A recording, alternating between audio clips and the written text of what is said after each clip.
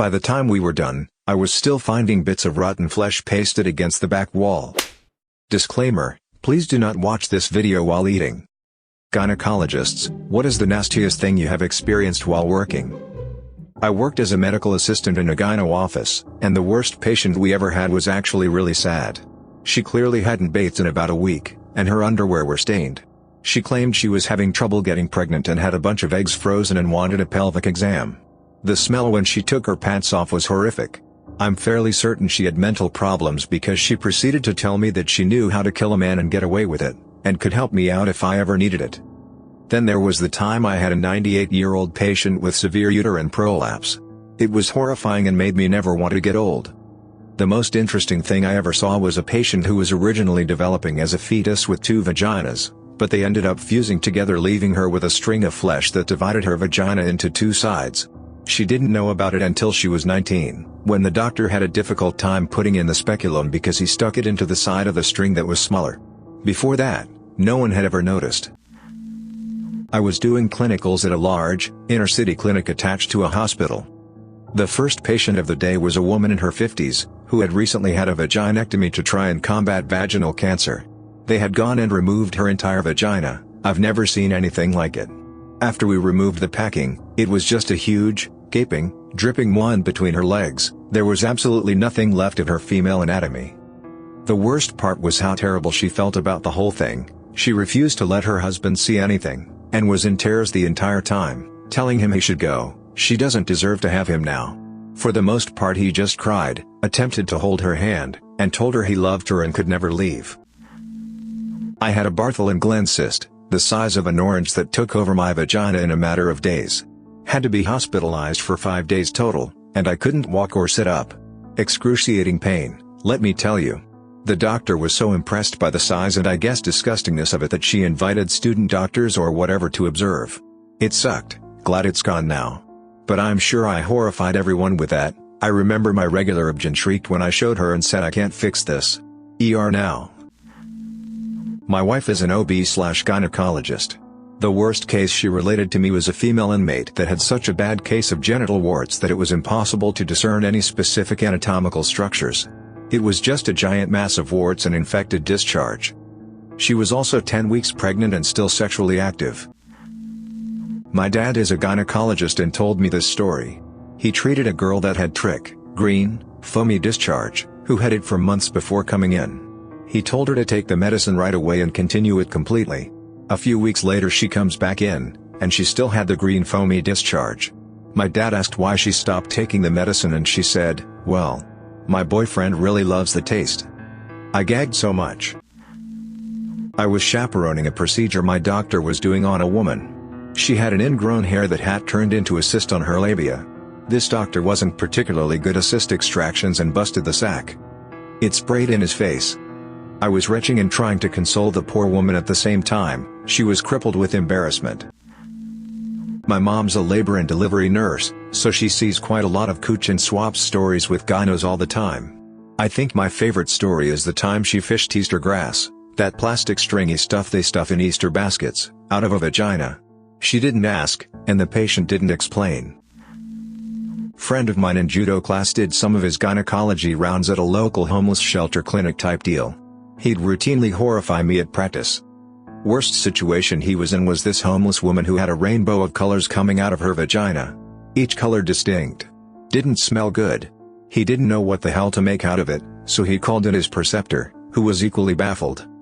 They ran some tests on her, and it turned out she had something like a dozen simultaneous infections of her cooch. I was assisting with a pelvic exam in the ED. The PT's chief complaint was, "Gauze stuck in my vagina." I thought she was full of crap, because she was 6 weeks postpartum and had already had a follow-up gyne exam. But sure enough, we pulled out 3 nasty-ass 4x4s that had been in her vag since delivery.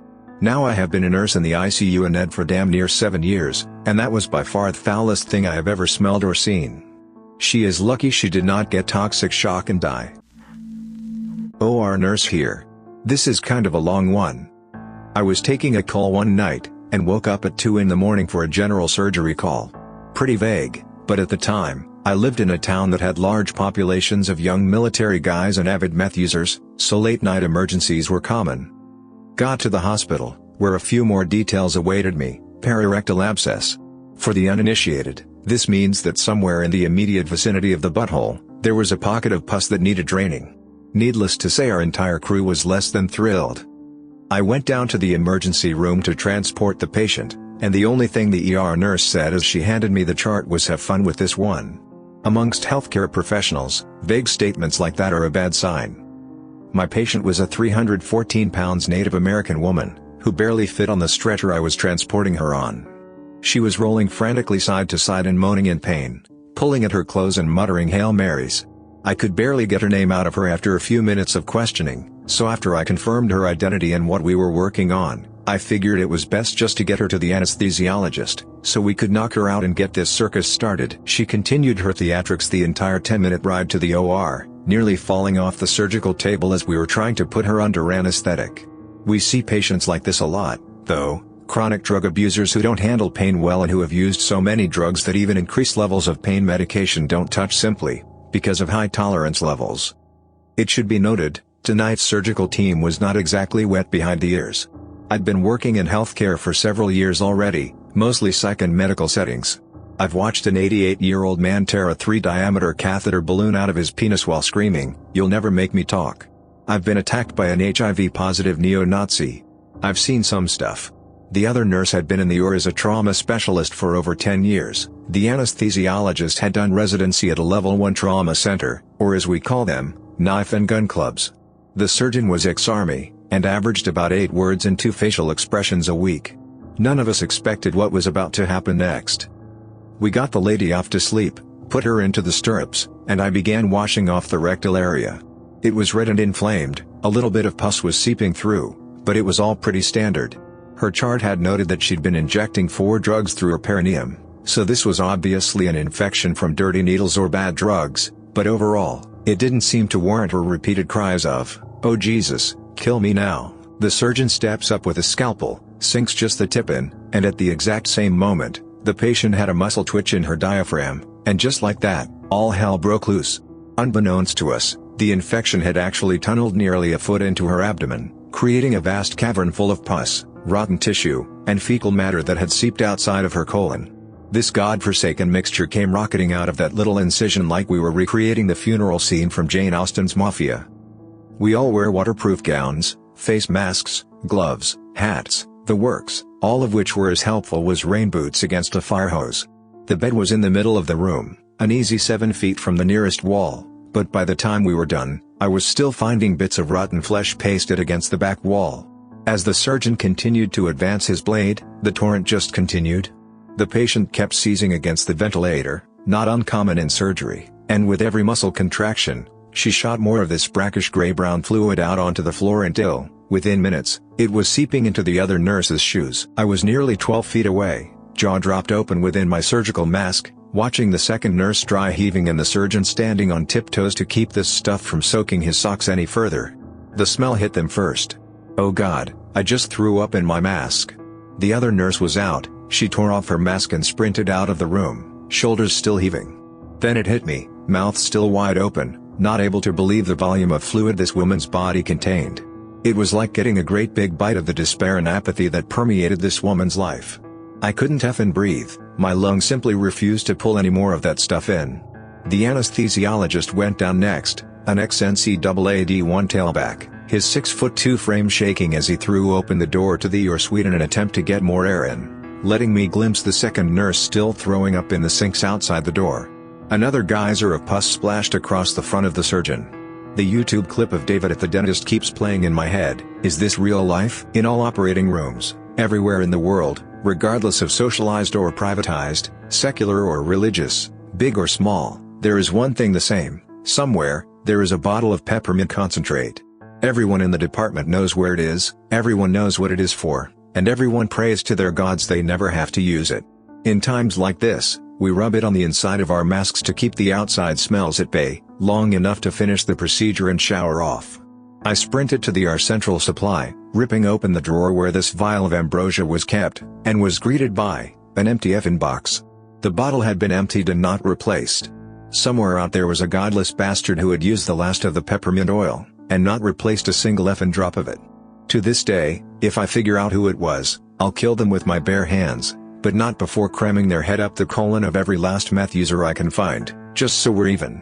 I darted back into the room with the next best thing I can find, a vial of Mastisol, which is an adhesive rub we use sometimes for bandaging.